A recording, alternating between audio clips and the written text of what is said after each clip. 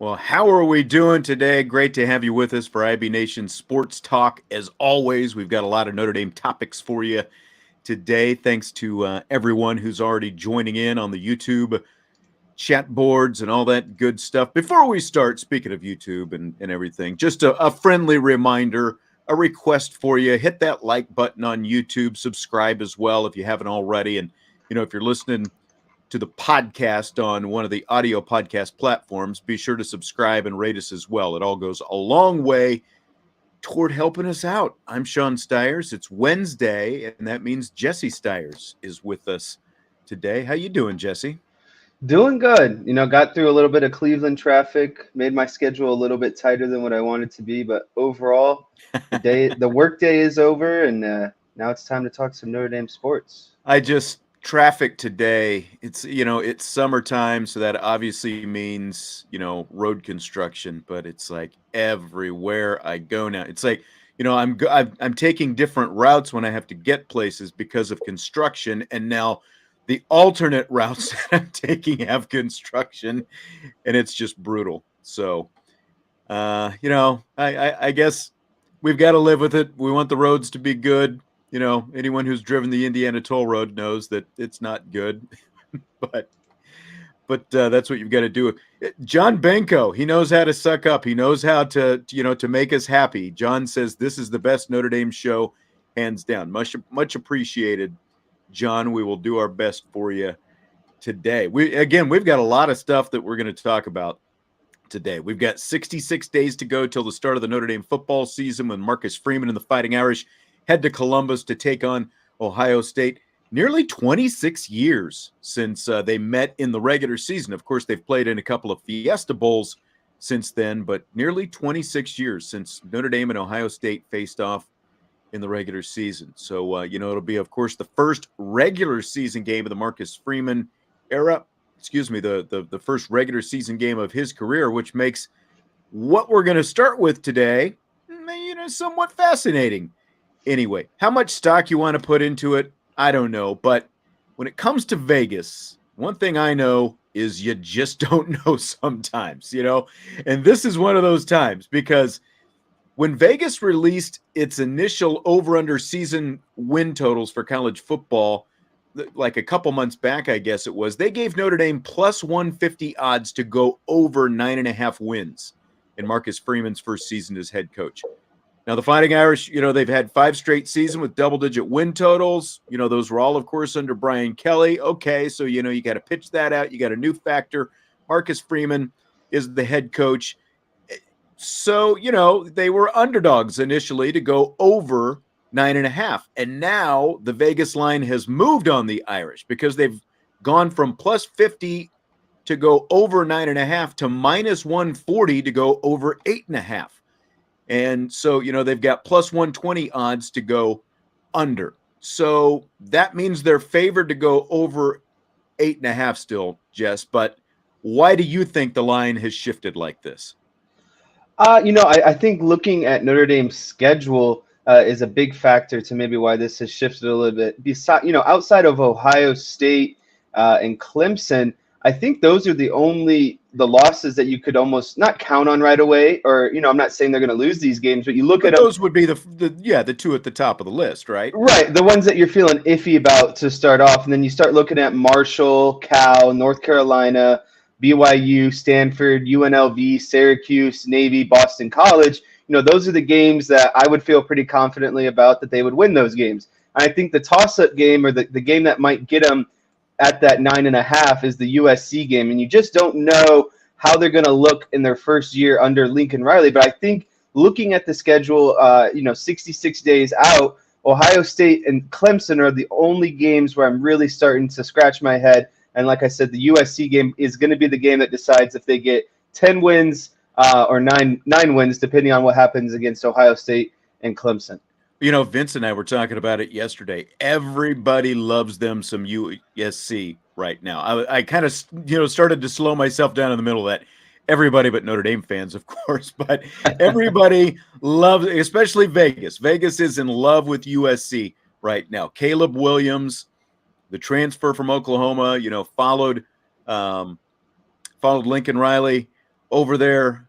And I'll just say, I apologize, fans who are listening right now. Apparently, I've got some video problems. Jesse, you can still hear me, I hope, so everyone can still hear me. It sounds like I've got some video issues. I'll see if I can, kind of rectify that. But in the meantime, at least you've got my voice to listen to. Hey, that's all that matters. I can see you and hear you, okay? That's right. That's right. We are connected right now. But, Caleb Williams, a preseason Walter Camp All-American, and we'll talk about USC's win total, per Vegas here in a minute. I just find it very odd because, Vegas was not on Notre Dame at all last year. If you bet the over on their over-under win total last year, I may or may not have done that. You would have won you some money if you, if you bet the over last year. Again, there are some different factors this year. There was still an unknown with the quarterback last year. You had Jack Cohn coming in. Nobody really thought that we were going to see what Jack Cohn could give them from a passing standpoint. I mean, the guy came out against Florida State and, threw a new career high right away against Florida State in the season opener. There were some ups and downs with him, but, again, there was some unknown at the quarterback. Now you've got a lot of inexperience at the quarterback. You've got a new head coach. I don't know how much that's factoring into any of this because, again,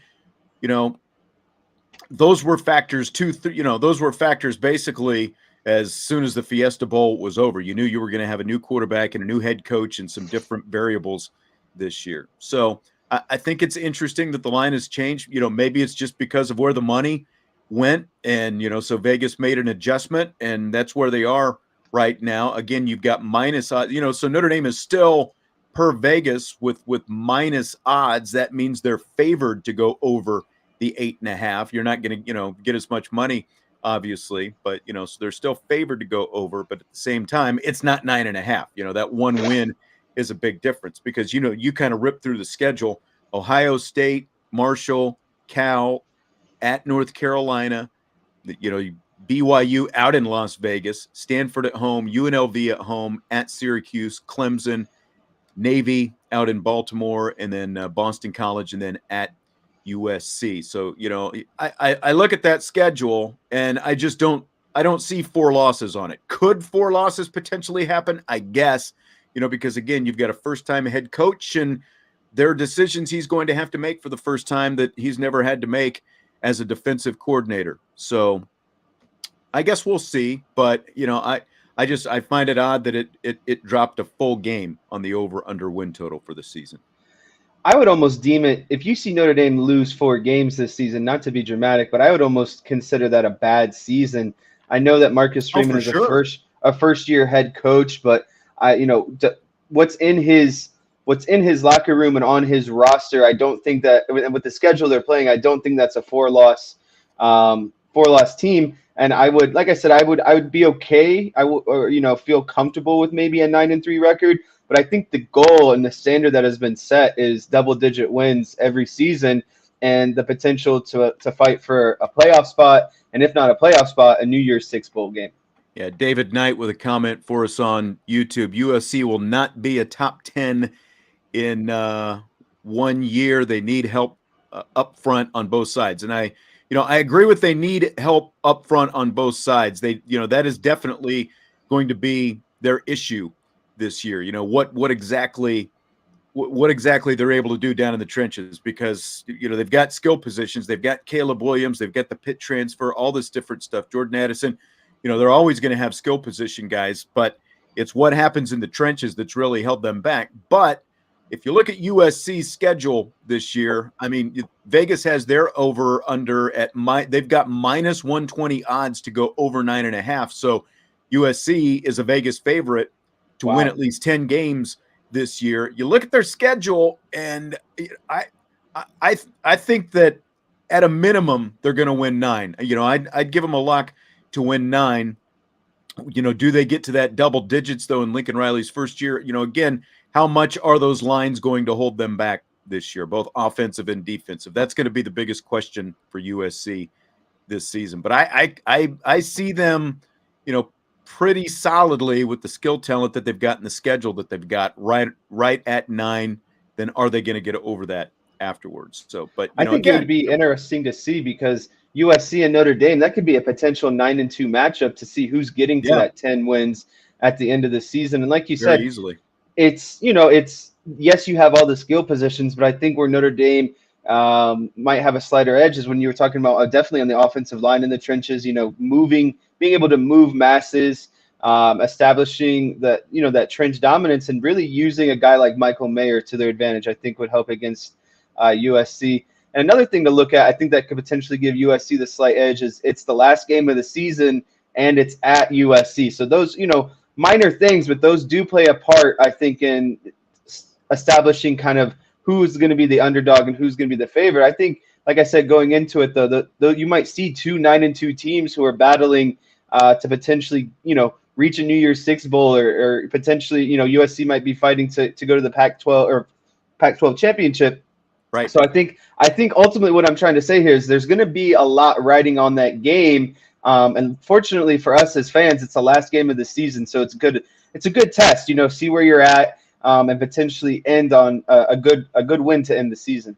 Yep. I can see all of that happening, because even in Notre Dame's, like when they went to the BCS championship and in 2018, it's like 2018 season. Yeah, like they had some tougher battles out there in the Coliseum with USC teams that weren't as good.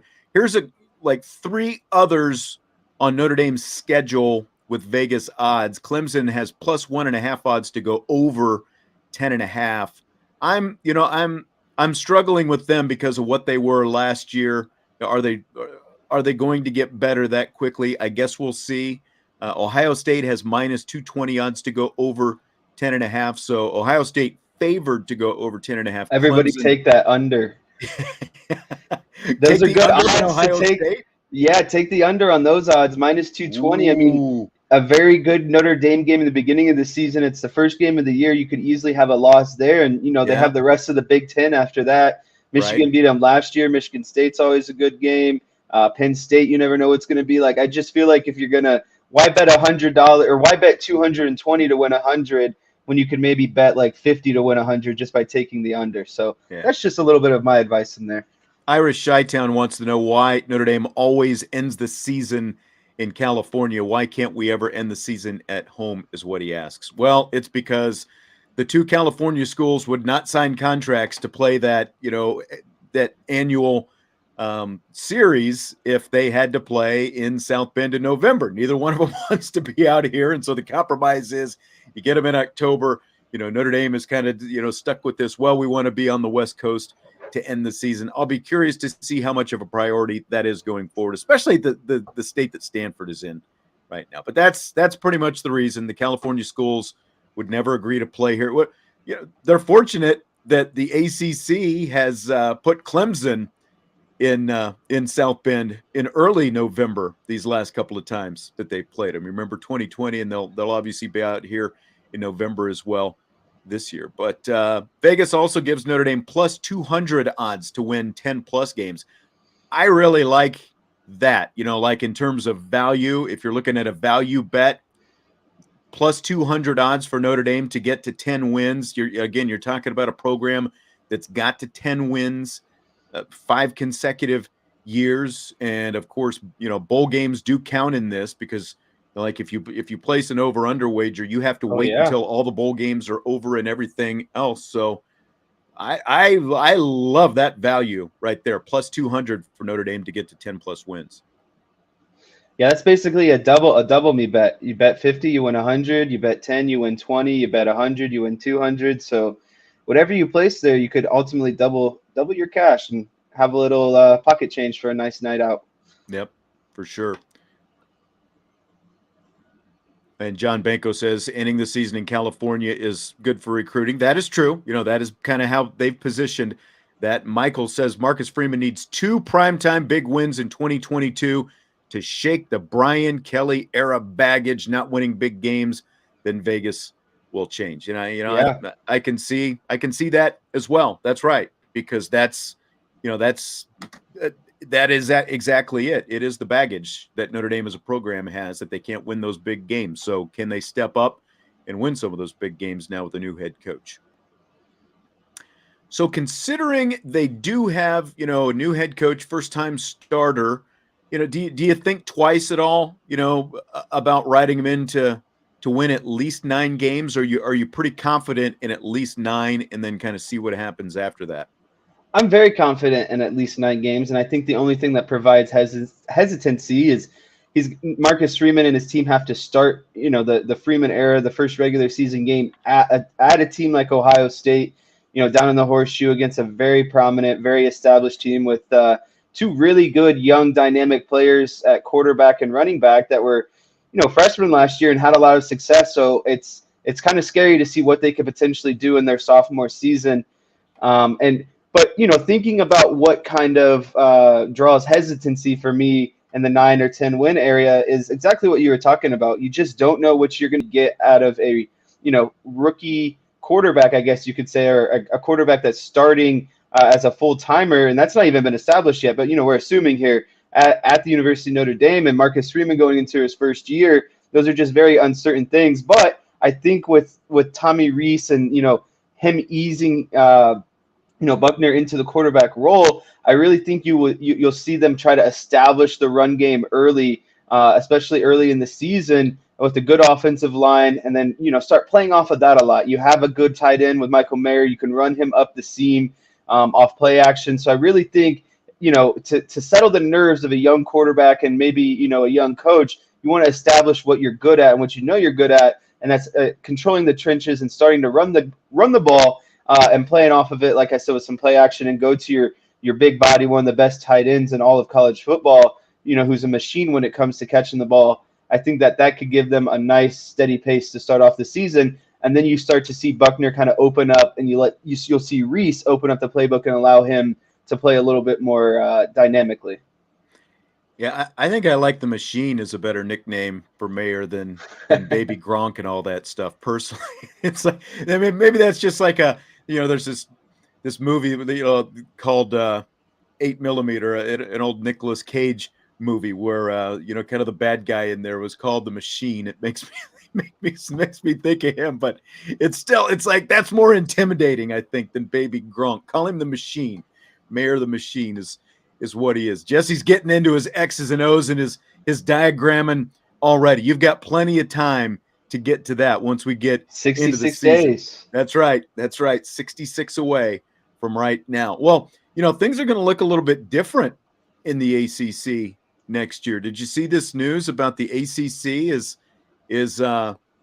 they're changing up their format now. They're changing up their scheduling for, the football is going to, and whether the ACC wants to admit it or not, I think they can thank Notre Dame for it, because there's going to be no more Coastal and Atlantic divisions in the ACC starting next year. This will be the final year for the divisions. They're going to get rid of the divisions and go to a 3-5-5 format. And so what that means is each team will have, in the ACC, will have 3 permanent rivalry games. They're going to play those 3 schools annually, and then the other 10 opponents are going to rotate on and off every other year, basically. So the 2 biggest things the new format's going to do: one, it's going to give every team a chance to play at least one home and home with every other school in the ACC in a 4-year period. So you go to an ACC school, you're going to see everybody. You're going to get to play in everyone else's stadium at least once, and everyone else is going to get to play in your stadium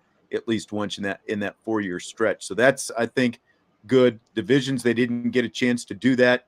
So like, for example, Clemson's going to play Florida State, Georgia Tech, and NC State every year, and then they're going to get a home and home in a 4-year period with the rest of the teams in the ACC. So I guess for starters, Jess, what do you think of that aspect, this change in what the ACC is doing? I'm actually, and this is the first time I actually have heard about this, is right now, and I'm a big proponent of this, and I wish that all of the major Power Five conferences within college football would do this, specifically the Big Ten, because I get tired of seeing the the Big Ten East and the Big Ten West. It basically comes down to who's going to win out of Michigan, Michigan State, Penn State, and Ohio State. And, that's probably going to be your Big Ten champion. So Yeah. I really like that they do this because it gets rid of this nonsense that they got to be split up and, the winner on each side gets to play each other for the championship. It should just be overall in the conference who are the two best teams. And ideally, it would be nice, ACC, Big Ten, whatever, because it's probably going to be a matchup that you saw already in the seasons. Like, for example, if it's Ohio State and Penn State, they play almost every season. Right. And you could potentially see a rematch of a really good game that would determine the championship. So I'm all in favor for this. I really like it just because of the things I talked about. I like eliminating, these two divisions and just putting it into one big pool and saying the best two teams get to play each other at the end of the season. And I do like this 3-5-5 format as well because I think it's good to establish, especially for fan bases, those quote-unquote rivalry games because it gives the fans and it gives the players something to look forward to every year, and it just builds good quality of competition.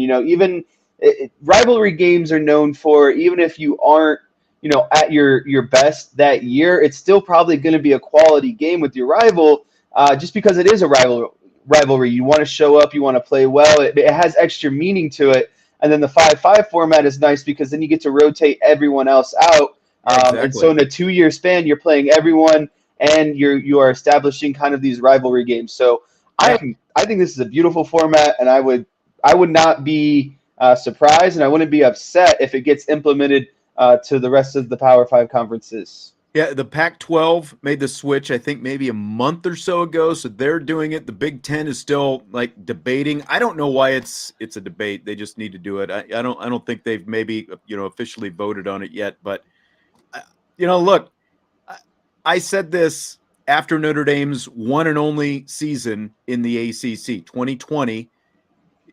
Because now you're going to get the top two teams in the conference playing each other. You don't have to rely on, maybe you've got a 3-loss team from one division playing, a team with no losses or 1 loss from the other division. Now, obviously, you could still have some 2-3-loss teams, both of them end up depending on what the conference is doing. But Notre Dame, in its one and only season in the ACC, obviously due to COVID, the Irish go unbeaten. They win the regular season in the ACC. Clemson finishes second. They get to play each other in the ACC championship game. Boom, guess what? They both make the college football playoff. So the ACC, it's like, they can say, well, we want all the schools to play each other more and all that different kind of stuff. That's kind of an after effect. But the bottom line is Notre Dame gave the conference, and the other conferences for that matter, the blueprint to try to give another conference besides the SEC a chance to have two teams in the college football playoff. That's really been the after effect of that. And I said after that 2020 season that every conference should just get rid of the divisions for this very reason. And here we are. So I think it's great. Obviously, the Big 12 has been doing this for a long time because they haven't, had divisions because of the departures of different schools and stuff like that. So, they've already had that. Now, that doesn't necessarily mean that obviously two Big 12 teams are, worthy of being in the playoff. And they have, we haven't had multiple Big 12 teams in the playoff, but you still get better conference championship games, I think. And it gives you, if you've got a couple of worthy teams, a chance to get multiple teams in if they're deserving enough. Yeah, I think the perfect example is looking at the Big Ten championship last year. Michigan played Iowa just because of these, divisions. Granted, Iowa was 10-2, but we all know that Iowa is a bad team. Not bad team, but they don't have a quarterback. They rely on their defense and special teams, and they lost 42-3. You can't tell me that no one would want to see a Michigan-Ohio State rematch after all the controversy that went down with them the first time. So. Yeah, I'm big in favor of this, and I can't stress that enough because you're not with these divisions. You're not letting the two best teams play each other, and what's the point of having this rigorous conference schedule if you're not going to reward the two best teams at the end of the year? Would you still be okay with it, like you were advocating for the Big Ten? Would you still be okay with it if Ohio State and Michigan end up playing 2 weeks in a row? basically end of the regular season and in the conference championship game? As long as they're quality football games, yeah, it don't matter. And they're the two best teams. I don't have an issue with it because that's the whole precedent of playing the entire season. And it's not, it's no one's fault that those two, play each other the last game of every season. So no, I would not be opposed to it, even if it means seeing two teams kind of back to back. And I think actually, you might see better quality of games going forward. Jesse, do you want to take this question? What is it? Is Jesse Sean's son from Irish Gordian not? Yes, this is my father. Yes. I'm your father. Yes, that is true. That is true. And I'm not sure what gave it away. Maybe the same last names this week. Yes, that could be. And on the show that I used to do, Jesse, Vince, and Bobby, who you hear on Thursdays, they were all part of the show for the rapid fire segment that I have. So, they all came over and they said, sure, IB Nation, even better. We'll do that. So, yes. So he is from my loin. He is smart. He he alluded to this at the start of the show. He claimed you, Sean. Yes, that's right.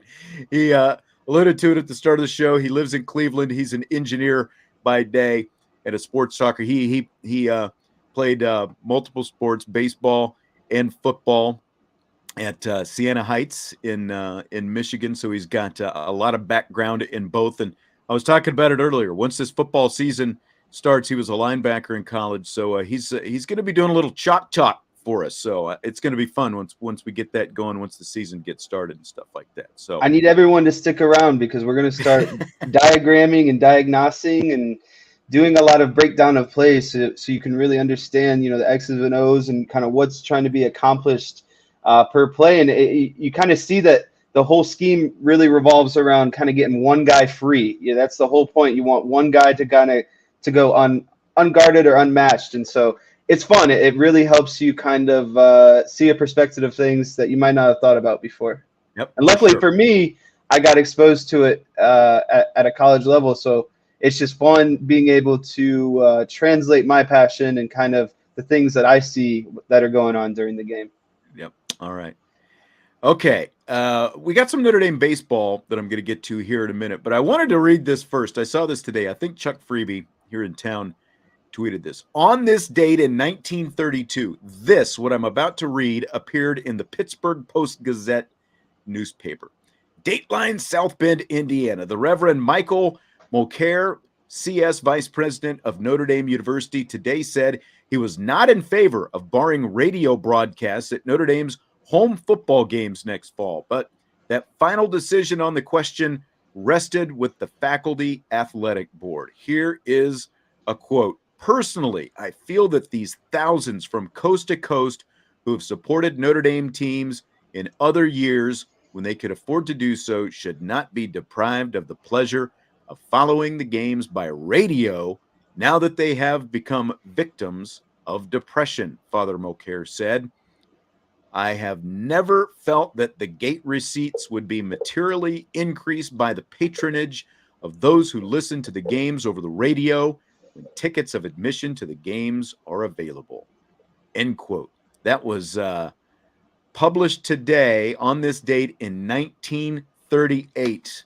So let the games be on the radio. You're not going to hinder the ticket sales. It's amazing. That was the thinking back in the day, that if you just broadcast these games for free on the radio, no one's going to show up and pay to get into the games. But I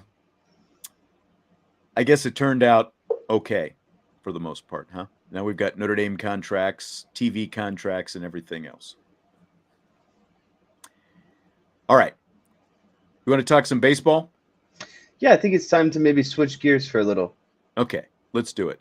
So D1Baseball.com, website D1Baseball.com, has a report today that says Virginia assistant coach Kevin McMullen could be a candidate for Notre Dame's baseball opening. Now, McMullen has been on Brian O'Connor's staff for all 19 of O'Connor's seasons as head coach at the University of Virginia. And for those who may not be familiar with Brian O'Connor, He was Paul Maneri's pitching coach at Notre Dame from 1995 through 2003. He was National Assistant Coach of the Year once.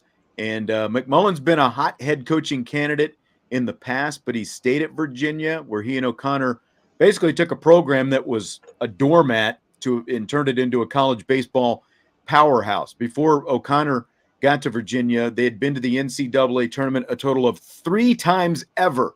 3 times ever. But they've been in the NCAA tournament 16 times now in O'Connor's 19 years as head coach, with McMullen there as the assistant. They've been to the College World Series 5 times, won a national championship in 2015, the only ACC national championship besides Wake Forest, or since Wake Forest back in 1955. McMullen's been National Assistant Coach of the Year 3 different times, recruiting coordinator, hitting coach there at Virginia. Virginia's also had the best fielding percentage in the ACC since he, took over in 2004. So I guess your thoughts on hearing that, a guy like Kevin McMullen. Again, this is a report from D1Baseball.com. Kevin McMullen, one of the first outside names that we have heard in connection with the Notre Dame opening here. A guy like Kevin McMullen, I'm not too deep into his profile, but it to me, it would be a smart choice, because obviously it would come with great recommendation from Brian O'Connor, and a guy that has, established his program and, like you said, took his team to the College World Series 5 years since he's been the head coach, and won the College World Series as well. So to me, it almost feels like an extension of the Paul Maneri tree, because at first, obviously Brian O'Connor was a branch off of that tree, and then now Kevin McMullen is a branch off of that tree. Well, the larger tree common denominator is Paul Maneri. So I think that they would be in very good hands and in a good situation if they could coerce Kevin McMullen to come to the University of Notre Dame and act as its head coach. But you just wonder if there's any hesitancy for some of the things that we heard Link Jarrett wasn't happy with during his tenure at the University of Notre Dame, being a team that has to unfortunately play in the north, where there's a lot of weather disadvantage in February, March, April when you're starting the season. So that requires you to play a lot of games away from home to start the season.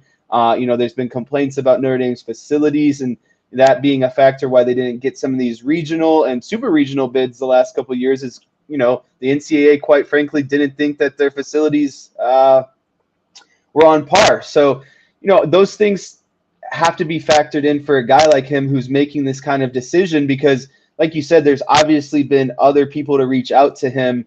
And for him to say no, I don't know specifically who those were, if they're at the same pedigree of a school like Notre Dame, and especially the state of the program right now. So ideally, it would be nice to get a guy like Kevin McMullen, but unfortunately, they're just reports, so you don't know, what's the actual truth or not, or how serious the interest really is. We're in the early stages of this. Again, besides Paul Maneri last week, this is one of the the only outside names that we have heard in connection. Again, McMullen has been a hot candidate before. He's been in demand, but he has stayed put in Virginia for 19 years, and in part because maybe the right opportunity hasn't come up. I've heard his name previously, when Notre Dame has come open before. But again, I think, Link Jarrett has Notre Dame, like the stock of this program is as high as it's been since Paul Maneri has been here. So it's all of a sudden become a bit more,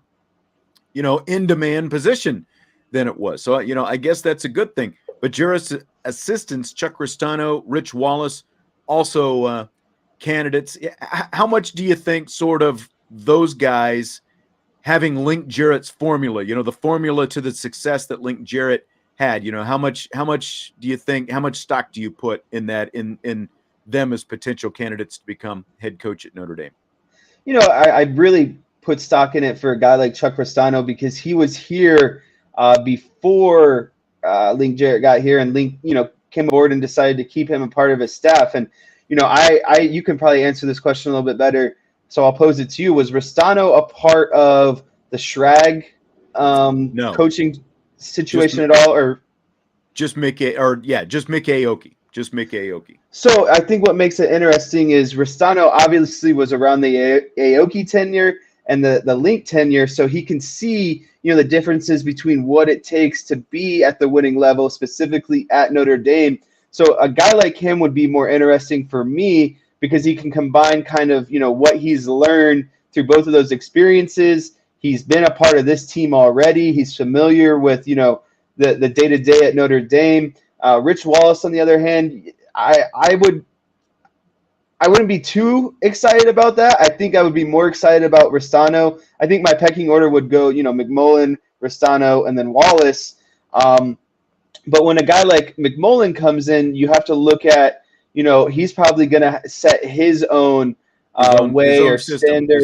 His own system. He's going to establish his own, footing. So then at that point, is it, does he keep around a guy like Chuck Ristano, or does he, bring in his old guy, or does he maybe combine and say, hey, let's take some of what you know and what I know and really take this thing to the next level?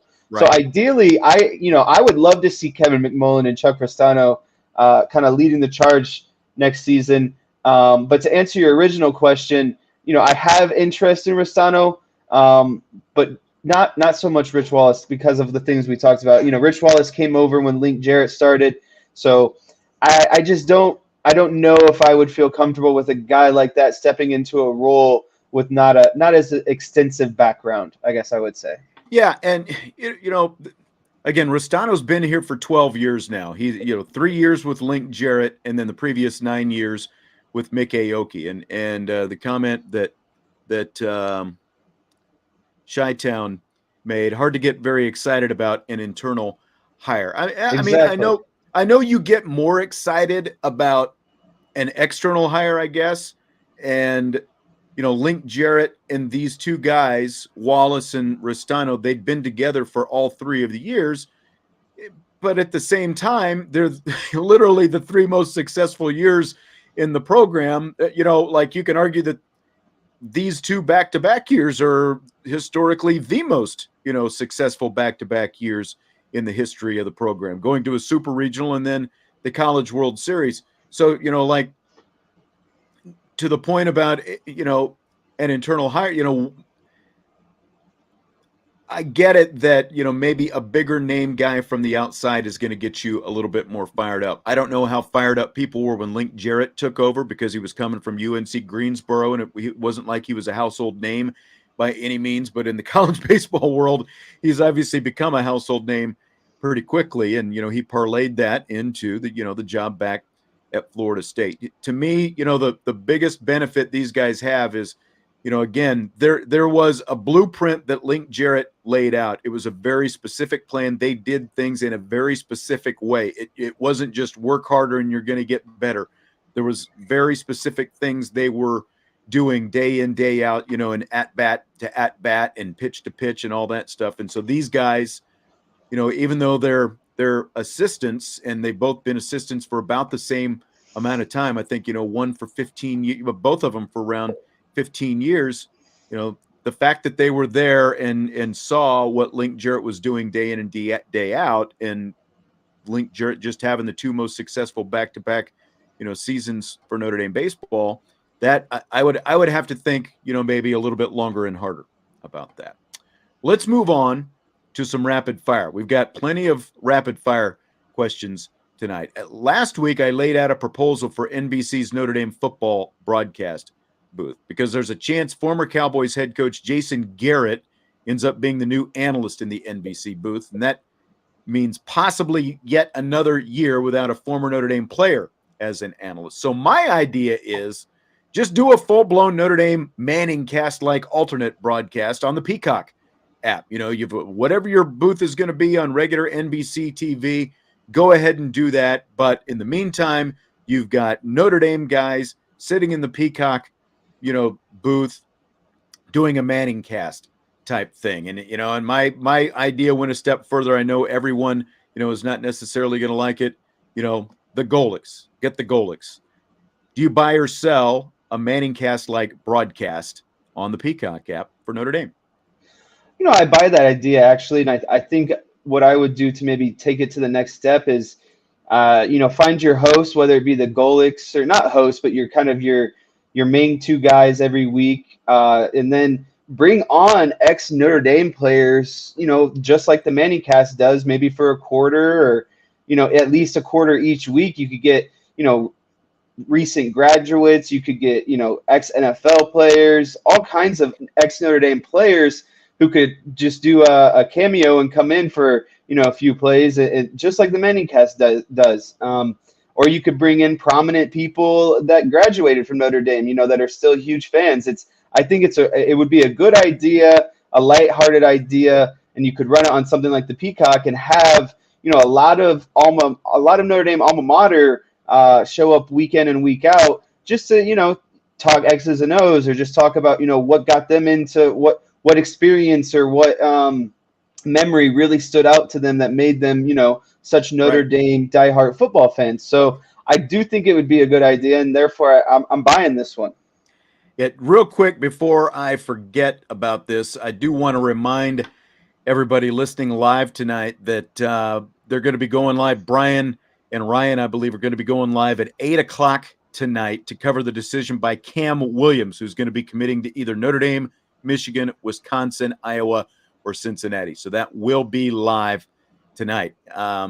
So that's your PSA. I like this that Michael Campbell just put up. Rocket Ismail and Mike Golick. I mean, I don't think you could go wrong with Rocket. There are a lot of good players I think you could put in there. And you could even, like, if you wanted, go a step further and bring, like an opposing team person in there. If you, because, like the Manning Cat, they have multiple guests throughout the games, so you could do, I think there's a lot of things you could do with it. And just the fact that I don't think NBC and Peacock have really suitably figured out what to do with that Peacock app, and with the blueprint that the Mannings laid out last year, it just feels like the perfect fit. They own the rights to those home Notre Dame broadcasts. NBC does. Here's another good one. Rocky Boyman. I think that he would be great. I don't know that and he's, been working in broadcasting. I just don't know that NBC is ever going to put any, Notre Dame guy in that booth. And that was kind of why, I said, do something like this with Peacock, because then at least if you get annoyed watching the regular broadcast, you just flip over to Peacock and there it is. You've got a Notre Dame dedicated booth. I think that would be perfect. So, on the flip side of that, though, if it does end up being Jason Garrett, we don't know it's going to be Jason Garrett. You and I are both Cowboys fans. What do you think about the possibility of Jason Garrett as the Notre Dame analyst this season? For personal reasons, being a Cowboys fan, like you mentioned, and having to kind of go through maybe a few more years of Jason Garrett than I desired, I wouldn't like Jason Garrett, just because I just would like to flush him out completely of my sports watching. I saw enough of him, I guess is what I'm saying. And I'm not saying that Jason Garrett is bad for the role, or, doesn't know his football. Obviously he knows his football. He's been an NFL coach for a while, but I just don't see how his personality ultimately would fit kind of into the college style and being with Tirico. And I really enjoyed Drew Brees too. So I think that's going to be a little bit tough, because how do you replace a guy like Drew Brees? I'm surprised you enjoyed him, but you watched him more than me. So that's right. So I thought Drew Brees brought the right level of, professionalism, enthusiasm, knowledge of the game, kind of all those things. He tied it nicely into one big package. And I just don't think Jason Garrett could do that. And like I said, outside of those reasons, I'm just tired of having him around my sports team. So it would be nice if he didn't get it. Would I be super upset? No. Would I get over it? Yes. But I just think that you could do more with the position. You could get someone a little bit more suited for the college level, and everything that, that NBC tries to do with Notre Dame football every Saturday. Yeah. I agree. I just don't think that you're going to get that much, from Jason Garrett. I think that there's going to be kind of a lot of talk, and, maybe, go too much into some technical stuff from some of the, what little I've seen of him on the USFL, but I don't know. I guess we will see. Irish Gordian knot. You're killing me. Sean's one of my favorite guys, but the baseball talk kills me. It's like talking about golf. I get.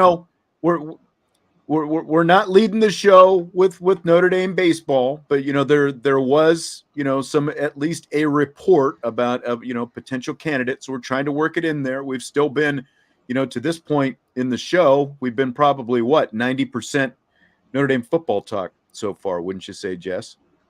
Yeah, so it's a nice little break here and there, and That's right. especially coming off Notre Dame's season. The baseball stuff is quick. As soon as the head coach is hired, probably won't hear about baseball until next season. So That's right. It's really kind of the last couple steps here to wrap up the baseball season. And fortunately for Notre Dame, they had a good season, and unfortunately that led to a really good coach leaving. So how do you continue on kind of what the prior coach built? I think it's an important thing to kind of talk about, just what's going to happen next, and can they continue this success, or is it going to fall off the cliff, kind of like it did when Paul Maneri left? Are you ready to talk fencing? Because Michael says Notre Dame's great at fencing too, and that's if you want a fencing guest, I can get you a fencing guest. But we know a fencing guy. That's right, we do know a fencing guy. That's for sure. Okay, Jess. So in back-to-back years, UCLA went from a first four team to the Final Four in the NCAA basketball tournament. And Ole Miss this year goes from being the last team in the college baseball tournament to winning the national championship. So when you look at those things, do you buy or sell that as a case for college football playoff expansion? I would buy that as an argument for maybe some of these college football expansion advocates. Do I agree to it? Yes, I agree to it to a certain level, but I don't think you'll see an 8 knock off a 1 potentially.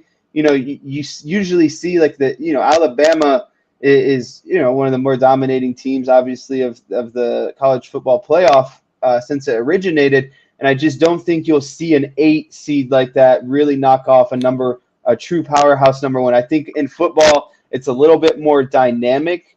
The gap, or I guess you could say that, the gap between, some of these top teams and maybe an 8 team is not as big as what it would be in the college basketball or college baseball type realm. So I do buy it as a case, but I don't know ultimately if it would play out the same way that some of these other tournaments have with basketball and baseball, just because of the reasons that I was talking about. There's just not as much room for error. But this might change now because of the NIL and the transfer portal. So I really think you could see some more balanced teams, and that talent gap kind of shrunk down a little bit like it is in basketball and baseball. I like how all our viewers on YouTube are getting feisty in the chat, like with the dripping, with the, like the Bronx cheer dripping sarcasm about, I want soccer talk, I want fencing talk. I want all these different swim team previews. Yeah, sure, we got the swim team previews coming up. I was studying the diving roster the other night. That's right. Yeah, it's a bit apples and oranges when you're comparing the basketball tournament and the college baseball tournament to the college football playoff. But at the same time, I've said all along that where we are right now with the same 2, 3, 4 teams, Alabama, Ohio State, Clemson regularly, Georgia's becoming regular. Notre Dame's been in there a couple of times. You've got, especially obviously Alabama, Ohio State, and Clemson. Just, every year you've got some version of them, and you've only got 4 spots. I think that if you expand the playoff, you're going to have more exciting games, because the bowl games, if you're really just a college football junkie, you're going to watch it. I'll flip them on. I'm not going to be tuned in to the whole thing. But if those are playoff games, if those are games that count, I'm definitely going to spend more time watching them. I'm going to be more invested in them. We will talk about them more. And I just think that it is better for the game as a whole if you have more games in that month of December leading up to your championship, whether you get a Cinderella run by somebody or not, whether they legitimately have a chance, to knock off those number 1 or number 2 teams. I don't think that's as important as, and I'm not for the, everyone gets in, everyone gets a ribbon and all that stuff. But I just think that more teams and more representation is better, and it's more entertaining as well than a lot of the bowl games that we end up getting. You get a handful of bowl games that end up being entertaining, but you don't necessarily, watch them in the moment just because of the, like when they're on and who the teams are and all that kind of stuff. So I think expand it. Irish Chi-Town says, if we expand the playoff, how would it work? Maybe we'll get into some more of that. We had a conversation on a previous show about that, but we'll get into more of that on an upcoming show. We've got the entire month of July to go. Link Jarrett, speaking of college baseball, everyone's favorite topic right now, says he's going to walk off the field at the College World Series with a national championship trophy. So do you buy or sell that happening within the first 7 years that he has on his new Florida State contract? I think I would buy that. He is upgrading, facilities, locations, potentially recruits for some of those reasons. And, look at what he did with some Notre Dame teams the last couple of seasons. I don't doubt that he will be back there contending at the College World Series within the next 3 to 4 years. But we all know how hard it is to actually win one of those. It's a very coveted thing. Getting to the College World Series is a very, very large accomplishment in itself. And then to win it is just, it's very hard. It's any championship is hard, but I think you don't see a lot of teams go back to back in college baseball anymore. You don't see, Ole Miss just won its first title. Mississippi State won its first title last year.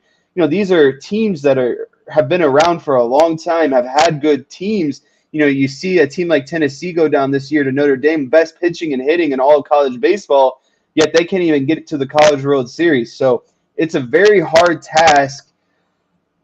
I'm going to buy it, though. I think based off of what we said, what he did with Notre Dame, I just think he has upgraded a little bit more in terms of what he can do with that baseball program down at Florida State.